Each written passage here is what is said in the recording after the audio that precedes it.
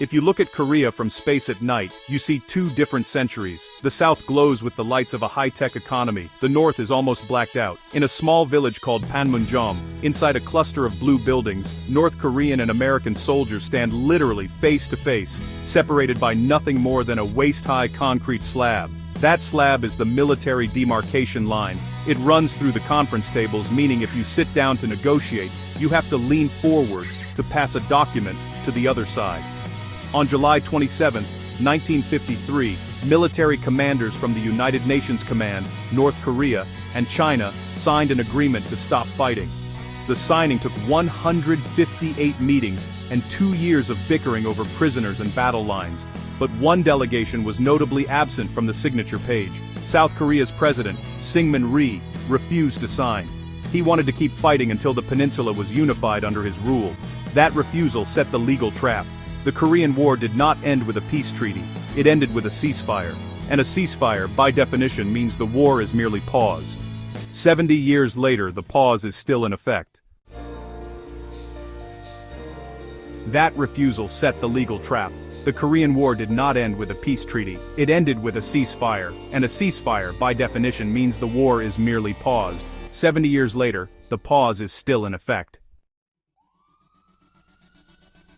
To understand why the war never ended, you have to go back to 1945. When Japan surrendered, the United States and the Soviet Union agreed to split Korea at the 38th parallel as a temporary measure to accept Japanese surrender. By 1948, the temporary line had hardened into a permanent division. Two rival states emerged, each claiming to be the only legitimate government of all Korea.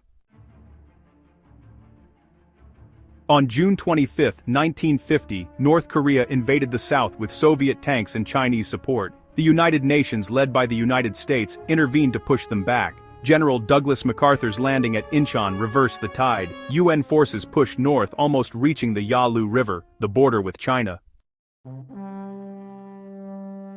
That was the mistake. China warned it would not tolerate a unified, hostile Korea on its border. In November 1950, hundreds of thousands of Chinese soldiers poured across the Yalu. They drove the UN forces back down the peninsula in some of the coldest, bloodiest fighting of the 20th century. By mid-1951, the front had stabilized near the 38th parallel. Both sides dug in. The war became a bloody stalemate of hills and trenches. Armistice negotiations began in July 1951 at Kaesong, then moved to Panmunjom. They dragged on for 2 years while men kept dying. The biggest sticking point was the prisoners of war. The communists wanted all prisoners forcibly repatriated. The UN insisted that prisoners who refused to go home, and tens of thousands did, could stay. Finally, on July 27, 1953, the agreement was signed. The fighting stopped at 10 p.m. that night. Along the front lines, soldiers on both sides lit flares and celebrated. But the celebrations were cautious. No one believed it was really over. Article 4 of the armistice called for a political conference within 3 months to negotiate a final peace settlement. That conference happened in Geneva in 1954. It lasted several weeks. It produced nothing. So the temporary line became permanent. Both sides pulled back 2 kilometers, creating a 4-kilometer-wide strip of land that has become the most heavily militarized border on Earth. The DMZ is not demilitarized in the sense of being empty. It is demilitarized in the sense that heavy weapons are restricted, but soldiers from both sides patrol inside it. Inside the DMZ, at Panmunjom, the joint security area became the only place where the 2 sides meet face to face. It has been the site of countless negotiations and occasional violence. In 1976, North Korean soldiers attacked a United Nations tree-trimming party with axes, killing 2 American officers. The resulting standoff brought the peninsula to the brink of war. The US and South Korea responded with Operation Paul Bunyan, a display of overwhelming force designed to cut down the tree without firing a shot. It worked, but just barely. Beneath the DMZ, the war never stopped either. Starting in 1974, South Korea discovered 4 infiltration tunnels dug by the north, large enough to move thousands of troops per hour under the border. The 3rd tunnel, discovered in 1978, is only about an hour's drive from Seoul. Visitors can walk through it today, seeing the black paint the north used to try and disguise it as a coal mine. Above ground, both sides wage a different kind of war.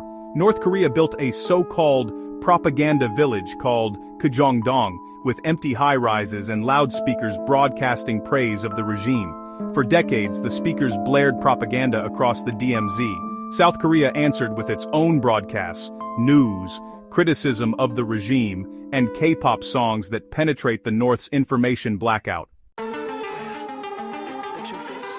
7 decades have passed since the guns fell silent. 3 generations have been born, lived, and died without ever knowing a unified Korea.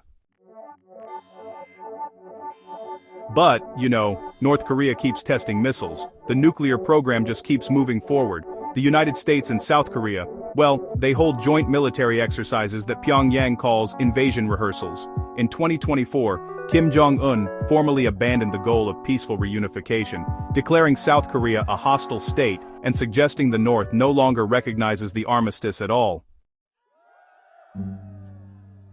The armistice was never meant to last this long. It was a temporary fix to a hot war, never intended to serve as the permanent foundation for peace.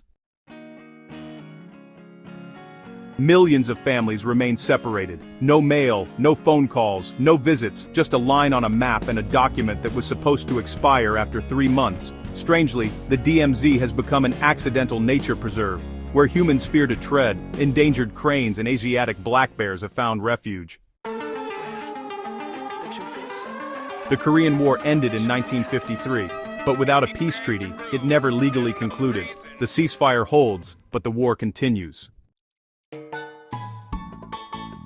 Subscribe to War Machiner and share this if you value history that goes deeper.